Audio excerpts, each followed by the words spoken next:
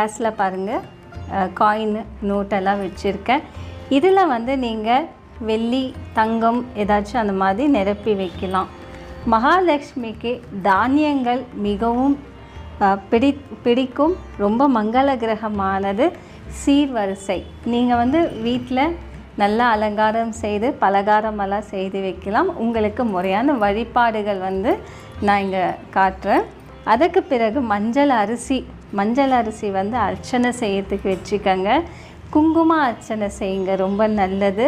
அகல் விளக்கு வச்சுருக்கேன். அன்றைக்கி வெள்ளிக்கிழமை எல்லோரும் உப்பு பூஜை செய்வீங்க.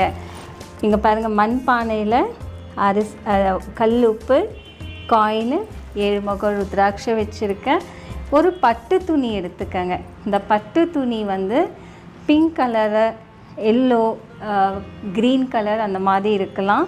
இந்த மூங்கில் குச்சி இருந்தால் நீங்கள் சின்னதாக வைக்கணும்.